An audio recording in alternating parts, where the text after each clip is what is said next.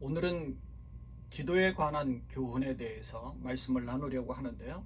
누가복음 11장의 기도장이라고 하는 이 말씀 가운데 한밤중에 찾아온 그 친구의 비유에 대한 말씀을 나누도록 하겠습니다. 누가복음 11장 5절부터 13절까지의 말씀을 봉독을 하겠습니다. 또 이르시되 너희 중에 누가 벗이 있는데 밤중에 그에게 가서 말하기를 벗이여 떡 3덩이를 내게 구워달라. 내 벗이 여행 중에 내게 왔으나 내가 먹일 것이 없노라 하면 그가 안에서 대답하여 이르되 나를 괴롭게 하지 말라. 문이 이미 닫혔고 아이들이 나와 함께 침실에 누웠으니 일어나 내게 줄 수가 없노라 하겠느냐.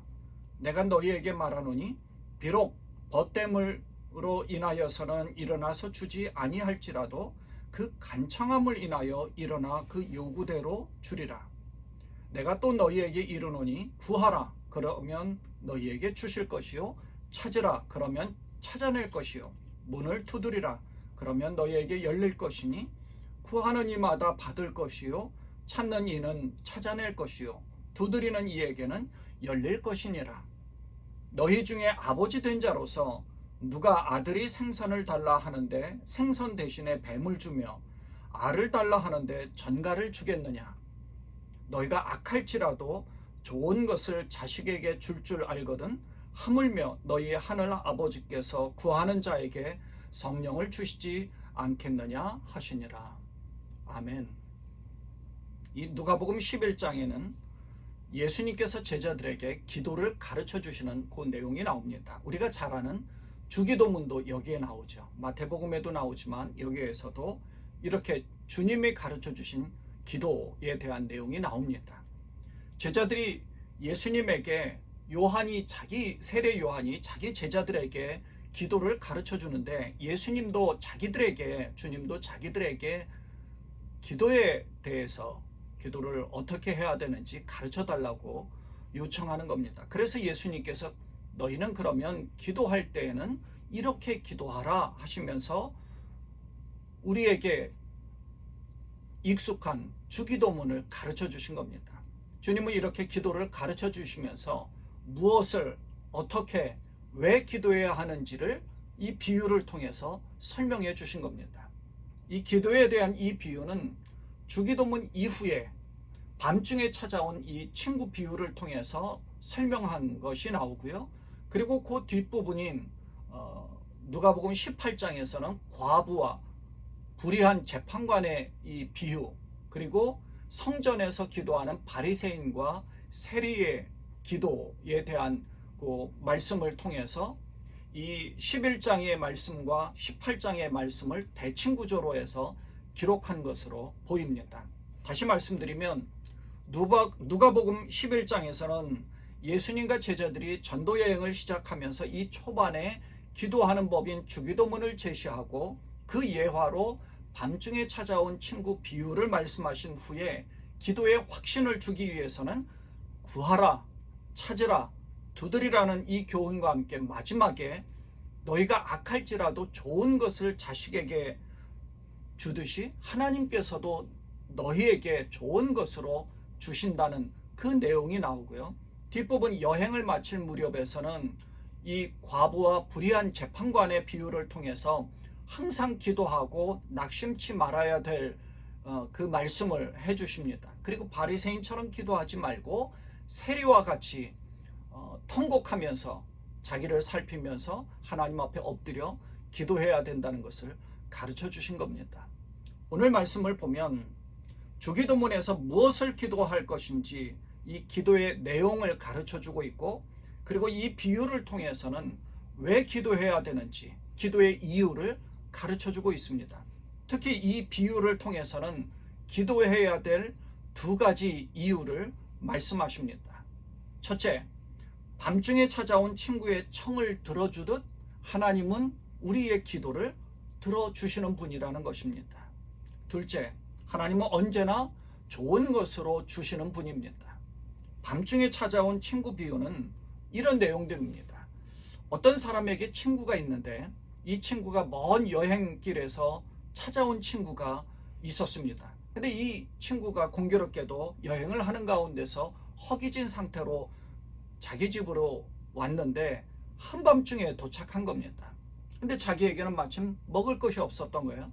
그래서 염치불구하고 이웃에 있는 친구에게 찾아가서 자기의 친구가 찾아왔는데 먹을 것이 없어서 그러는데 떡 3덩이만 구워달라고 요청한 겁니다. 그런데 이 비유의 핵심과도 같은 이 사람은 친구의 요청을 거절합니다. 7절을 보면 이렇게 기록하죠. 그가 안에서 대답하여 이르되 나를 괴롭게 하지 말라. 문이 이미 닫혔고 아이들이 나와 함께 침실에 누웠으니 일어나 내게 줄 수가 없노라 하겠느냐. 이 비유의 핵심은 간청을 하는 친구에게 있는 것이 아니라 이 간청을 거절하는 친구에게 있는 겁니다.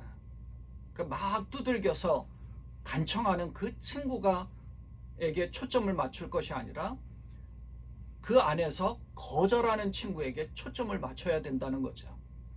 이 간청을 거절하는 친구는 야박하게도 자기가 이미 이제 깨어 있었지만 이미 문이 닫혔고 아이들이 이미 잠자리에 들었으니까 일어나 챙겨줄 수 없다고 거절한 겁니다.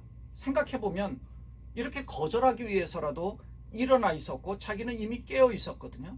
그러면 그 친구의 요청을 들어줄 수도 있는 겁니다. 그런데 그걸 거절했어요. 너무나 인색한 사람처럼 묘사된 거죠. 그런데 그 다음 구절인 8절을 보면 이렇게 인색한 친구가 거절하다가 밖에서 간청하는 친구를 위해서 일어나 그 간청하는 요구대로 다 해줍니다. 8절을 보면 내가 너희에게 말하노니 비록 벗됨을 인하여서는 일어나서 주지 아니할지라도 그 간청함을 인하여 일어나 그 요구대로 주리라. 이 구절을 보면 아주 재밌는 사실이 나오죠.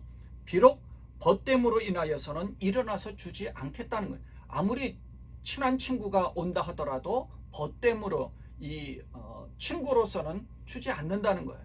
그런데 간청하는 것으로 인해서는 일어나서 그 요구대로 준다는 것이죠.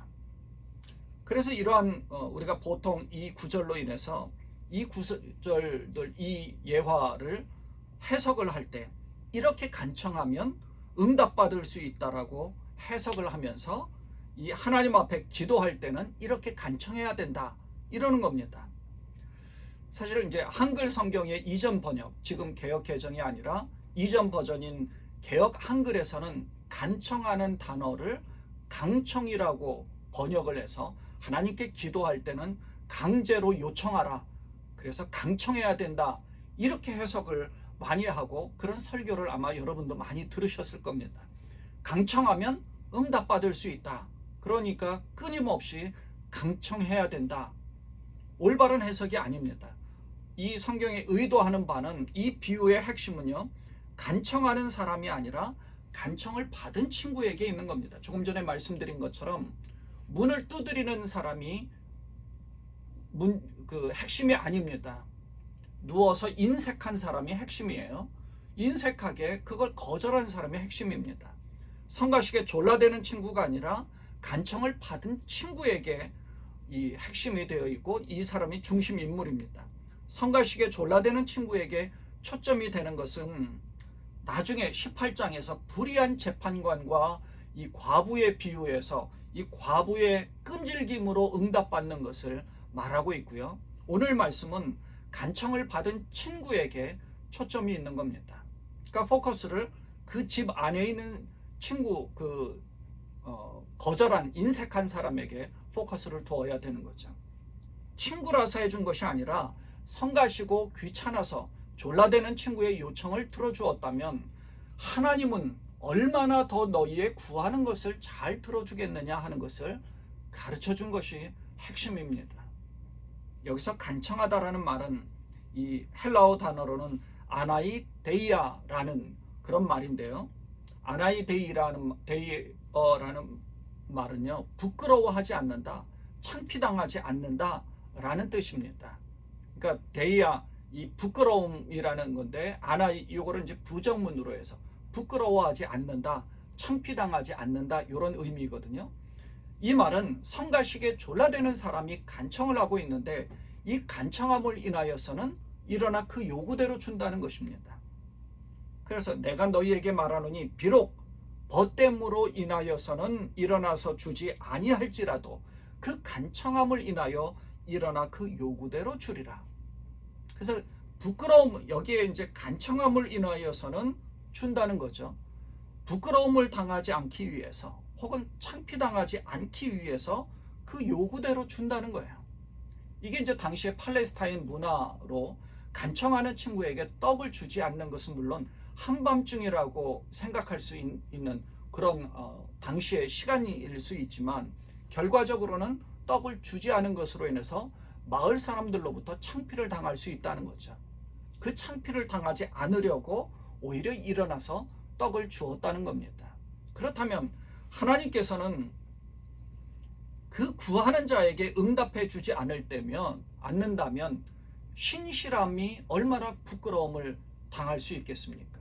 그래서 신실함, 하나님이 약속해 주신 것을 하나님은 응답해 주시지 않는다. 신실하신 하나님이 그것을 약속한 대로 해 주시지 않는다. 그러면 하나님이 부끄러움을 당하기 때문에 그걸 해 주신다는 거예요.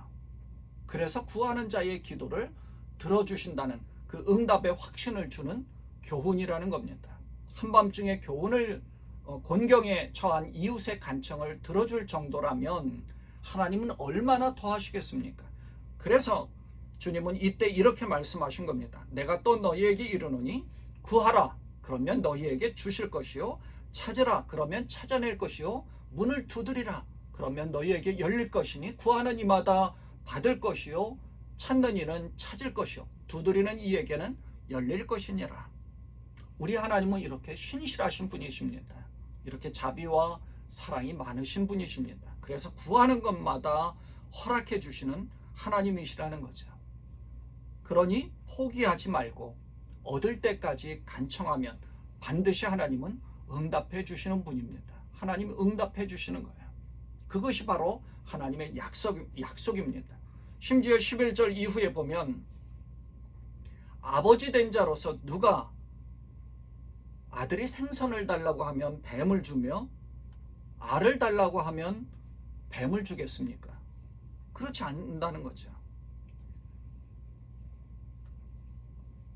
그래서 이 비유의 결말이 13절에서는 이렇게 말씀합니다. 너희가 악할지라도 좋은 것을 자식에게 줄 알거든 하물며 너희 하늘 아버지께서 구하는 자에게 성령을 주시지 않겠느냐. 그렇습니다.